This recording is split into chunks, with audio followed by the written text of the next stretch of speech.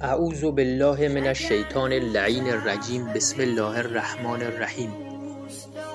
آیا دوست دارید که هیچ فقیر و گرسنه و عریان و مقروض و ستم دیده و اسیر و بیماری در روی کره زمین نباشه و هیچ جنگ و ظلمی در جهان نباشه و هیچ گمراه و گمراه کننده و مستضعف و کافر و ناصبی در دنیا نباشه و ریشه فقر و تبعیض و ظلم و بیماری و فساد و انحراف و گناه از روی کره زمین برچیده بشه و بالاتر از همه اینها کره زمین تبدیل به بهشت بشه؟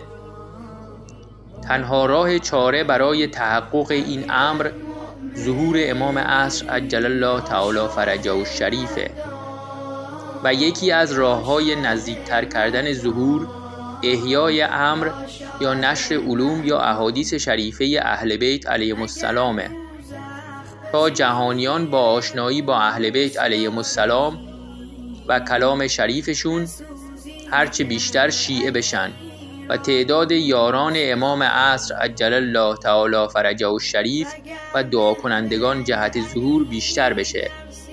حال چه کسی در این عصر بهتر و بیشتر و کاملتر از همه امر اهل بیت علیهم السلام رو احیا میکنه جز علامه الله یاری؟ پس کمک به علامه الله یاری یعنی کمک به امام عصر عجل الله تعالی فرجه الشریف و نزدیکتر کردن ظهور.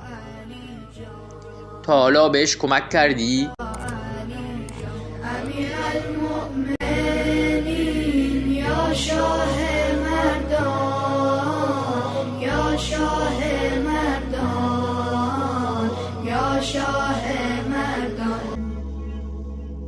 اگر دوزخ به زیر پوست داری